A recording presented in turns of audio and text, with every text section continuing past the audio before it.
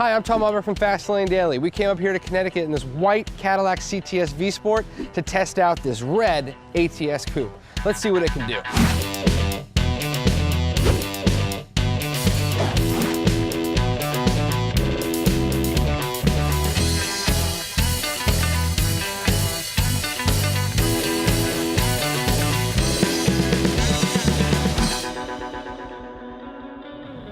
So here we have the 2015 Cadillac ATS Coupe with a 3.6 liter V6. It's smooth, it's comfortable, and BMW, watch out.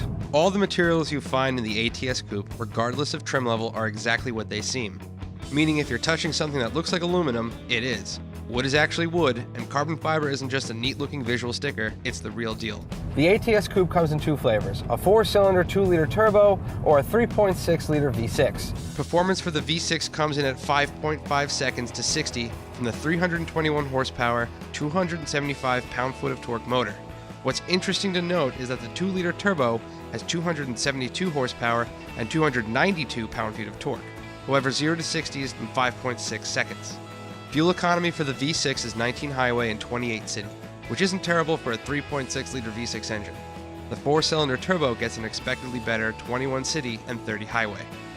I would imagine many would opt for the turbo when considering fuel economy, but bear in mind that this engine requires premium fuel, while the V6 runs on regular, something to consider when deciding on engine selection. The car comes with a 6-speed automatic transmission. Now it also has manumatic. If you move the gear lever over and you can move the gear lever up and down, you shift. It also has magnesium paddles, which feel really nice to touch, and the transmission's very responsive.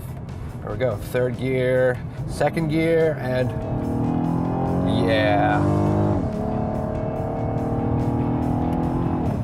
That sounds awesome. Each engine choice is clearly quick, but the dynamics of the ATS changes due to the reduced weight from the 4-cylinder. It feels lighter on its toes and the power comes on quick from the twin-scroll turbo. I prefer the V6 though for its throatier exhaust note and more linear power curve when getting on the throttle. Yeah, that 3.6-liter V6 roars. I'm a big fan of the way the V6 rear-wheel drive version drives, the way the power comes on and how predictable power is throughout. A lot of my colleagues driving this event prefer the 4-cylinder turbo, which, coming with the manual, is fun to drive, and don't get me wrong, but I felt at home with the V6 being the owner of a 6-cylinder BMW. A good comparison note, the Caddy ATS handles and drives like a car with some soul. Having been in the 2 and 4 Series BMW, which this ATS is going directly after, I would consider the Cadillac first, especially if you're considering a car that's comfortable, seriously quick, and luxurious. If you're in the market for a luxury coupe, I would say that handling is probably on the short list of things that are very important to you. I recently drove the BMW 235i for a few hours, and coming from a BMW 1 Series, which I'm an owner of, I was actually disappointed in the way the car drove. Now, let me explain why. First, the car really handles well, but it's active steering and electronic steering, and that's horrible. There's no feedback. You can literally drive the car with one finger, and it's no big deal. This is why I like the ATS Coupe. When you're diving into the turns, when you're driving hard, and you start throwing the steering wheel around, you feel the feedback in the steering wheel. It's not just the G-forces on your body, you really feel the car pulling and pushing into turns, which I think is important for the experience for the driver. That's something I look forward to. You know, it may not be the fastest car on the road, but it doesn't have to be. Because if you find a nice back road that you're driving around, it's freshly paved, it's all windy, that's where you're gonna have the best time. And with a 3.6-liter engine in this car, you're definitely gonna have a good time. Magnetic ride control is definitely an option I would recommend to get with the ATS. It reads and reacts to the road up to 1,000 times per second, and those are GM's words, not mine, and makes a noticeable difference in a variety of driving conditions. The feel of the car on the road changes noticeably between the different choices, touring mode and sport. There's also a winter weather setting called snow and ice, but that's meant for those particular conditions which we were unable to test in. But if it's like the CTS, it adjusts the car's throttle response and a few other things to make sure you don't end up sideways or off the road in bad conditions.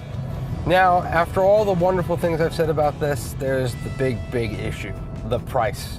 $38,990 starting. But comparing the entry price for the BMW's 4 Series at $41,425 and the Audi A5 at $39,895 with similar engine options, you're getting a lot for your money, especially performance. With a 0 to 60 of 5.6 seconds, you're a tenth of a second faster than the BMW and 7/10 faster than the Audi. We drove the Cadillac CTS V-Sport on the way up here, and that car is fast as hell, and it's got every little piece of technology you could possibly imagine available in it. Now, the ATS is a little bit watered down compared to that, so I'm going to put a couple things out there that I wish they did a little bit better. First, on the steering wheel, I'm being really picky right here. If you touch and feel behind the steering wheel, you can feel the extra fabric with your fingers, and for me, that's a little bit of an annoyance. Tighten it up. It's one of those little things that if you're a luxury car buyer or you're in the realm for something like this, for this kind of car, you're gonna notice it. The heads-up display is pretty cool. I know a lot of people aren't a fan of it, like Omar. You know, to each his own. You can shut it off if you want to, but I kind of like it. I see my speed, I see the direction I'm going, I also see the RPMs when the navigation isn't running, and all those things are really important to me because I don't like looking down. Why? Because I'm gonna keep my eyes on the road. Who doesn't want to keep their eyes on the road? Except when you're texting or talking to your friend on the phone, you know. I'm kidding, don't do that. Coming from the CTS V Sport, which has an all LCD display, which is beautiful, to this gauge panel, I'm a little disappointed. I think they could have put a little bit more details. The nice blue hue and the white lines and stuff like that. You know, it looks nice, it's plain, not in a bad way, but if you compare it to the 4 Series or the BMW or the Mercedes, they put a little more detail into their dashes, and I think that's important. I think when you do look down from your heads-up display, you want to see something that catches your eye, that looks pleasant, not just numbers and a little LCD display. You know what I mean? And the LCD display that they do have shows a lot of information. You know, you have your trip odometer, it actually tells you the speed limit of the road you're on if that information is available. You also have your actual speed in digital display, but you can also look at your fuel economy, trip computer, all, you know, all the essentials for a driver. I would definitely take this car on a road trip, by the way. It is that comfortable, and I think the passengers in the back will also be comfortable. And if you see, there's actually some lumbar support for them too, so when you're really going hard into the turns, they're not going to be sliding around too much. But that also means you're only going to fit 4 people in this car comfortably. I'm not so sure the 5th person would be comfortable sitting on cup holders, but hey, you know, to each his own. The Cadillac Q system, which is found in this car, is the next generation. It's faster, it's smoother. The car on the map while we're driving is moving smoothly along the road. If you need to do anything like change the climate control, touch the radio, whatever it's snappy, it's quick, it responds instantly. And my favorite part of this whole thing is that when you're driving, you're ignoring it, it sort of hides all the menu items, but then you put your hand in front of it, it goes, pop, there it is. It's really cool. I think, you know, it's like the geek inside is just loving it. Let's rattle it off. It sounds great, it looks great, it drives great, it feels great. The interior is awesome, the design is great. What's not so great? The price. You're gonna have to stomach a little bit of pain in order to get this car. Is it worth it? I think so, but you have to be ready to shell out that dough.